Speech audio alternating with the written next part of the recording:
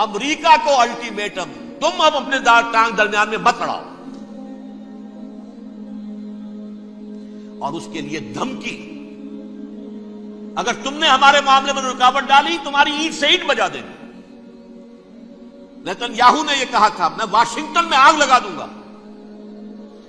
یہ انہوں نے امریکہ میں عظیم ترین دہشت گردی کر کے امریکہ کی ایڈمنسٹریشن کو، انتظامیہ کو یہ دھمکی دے دی ہے کہ باز آ جاؤ۔ چنانچہ میں یہ بات کہہ کے پرسوں جمعے میں اپنی مسجد دارالسلام سے نکلا، شام کو، اسی شام کو میں نے ایریل شیرون کی تقریر سن لی T V per. It is not acceptable. Don't appease the Arabs at our expense. We are not going to become Czechoslovakia. We have to depend on ourselves only and rely on ourselves only. کیا مطلب ہے اس کا؟ کس کو سنا رہا ہے؟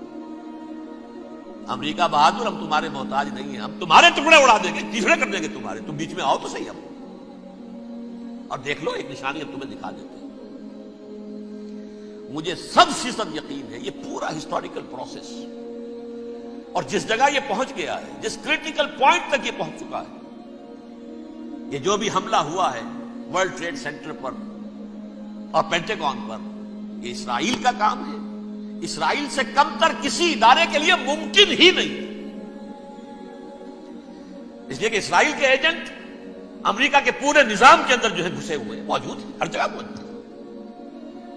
جیسے سرطان کا پھوڑا ہوتا ہے پورے جسم میں وہ اپنی جڑیں جما لیتا ہے، ایسا ہے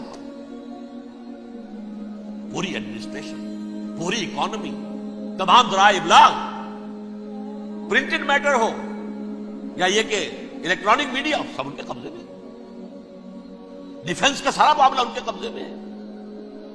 کوئی اور طاقت یہ کر ہی نہیں سکتی۔ امریکہ، اس کے سیکیورٹی کے معاملات تہ در تہ، دائرہ اندر دائرہ، اس دائرے تک 100 میل تک کوئی جہاز آ جائے گا اگر کہیں جو کہ ان آئیڈینٹیفائی ہو تو یہ ہو جائے گا، اس سے آگے آگے تو یہ ہو جائے گا، اس سے آگے، اور وہ آ رہا ہے، چلا آ رہا ہے، پینٹاگون پر آ گیا ہے، اور 1 گھنٹے بعد آیا ہے۔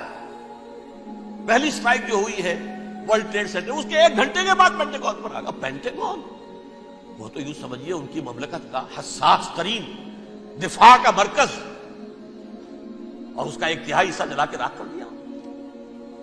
انہوں نے یہ دھمکی دی ہے، لیکن اس سے ان کے پیش نظر مقاصد کیا تھے؟ 3۔ اس دہشت گردی کے 3 مقاصد۔ فوراً اس کا رخ موڑ دینا اسامہ اور اس کی القاعدہ کی طرف۔ امریکہ غصے میں لال بھبوکا ہو کر فوراً اقدام کرے،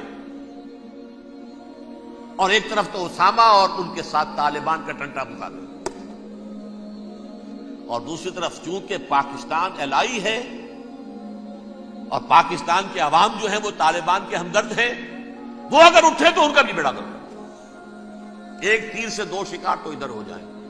ایک چیز تو ان کے پیش نظر یہ تھی، اس میں تو اللہ تعالیٰ نے کچھ تھوڑی سی عافیت پیدا کر دی۔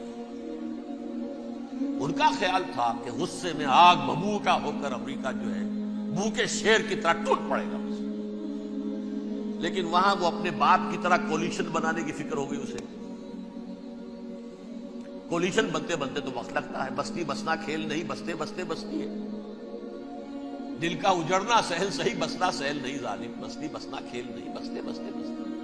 کولیشن بناتے بناتے نیٹو بھی خودکنے لگا تھا کہ ہمارے پاس انہوں نے کچھ ثبوت دیے ہی نہیں ابھی تک، کوئی کسی نے کچھ اور کہا، سعودی عرب نے بھی کہہ دیا ہمارے اڈوں سے آپ جہاز اڑا کر حملہ نہیں کریں گے، وغیرہ وغیرہ۔ اس چکر میں ایک تو وقت نکل گیا، اور دوسرے فوراً ہی ان پر آیا ہو گیا یہ تو ہمارے ساتھ کیا ہی اسرائیل نے ہے۔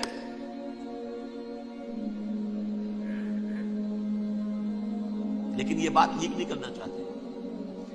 میں نے خود سنا اور بھی بہت لوگوں سے کہا کہ یہ باقاعدہ اسٹیٹ ڈپارٹمنٹ کی طرف سے ٹی وی پر، CNN پر، BBC پر یہ اعلان آیا کہ یہ جو انویسٹیگیشنز ہو رہی ہیں اس حادثے کی تحقیقات کی، اس کی معلومات لیک کیوں ہو رہی ہے؟ لیک نہیں ہونی چاہیے۔ کیوں؟ اسامہ کے خلاف اگر کوئی ثبوت ہے لیک ہو جائے 1000 مرتبہ، کس کو کوئی نقصان ہے؟ یہ کون سا تھا، کون سا لیکیج ہے جسے روکنا مقصود ہے؟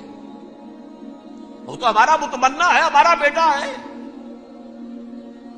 وہ کر رہا ہے۔ اس گھر کو آگ لگ گئی گھر کے چراغ سے، But they have given a message to the United States of America. ہمارے راستے میں اب مت آنا, ہم پر دباؤ نہ ڈالنا. Don't appease the Arabs at our expense. یہ الفاظ ہیں شیرون کے. ان کی خوشامد, ان کو خوش کرنا, ان کو پسند کرنا, ان کو راضی کرنا ہماری کوشش پر. جیسے سلوواکیہ کے اوپر قبضہ جو ہے جرمنی کا, ہٹلر کا تسلیم کر کے تم نے اس کو بڑھاوا دے دیا تھا اس وقت, ایسے ہی تم چاہتے ہو ہمیں بھی سلوواکیہ بنا دینا, ہم بھی بنے. یہ ہے اصل میں صورتحال.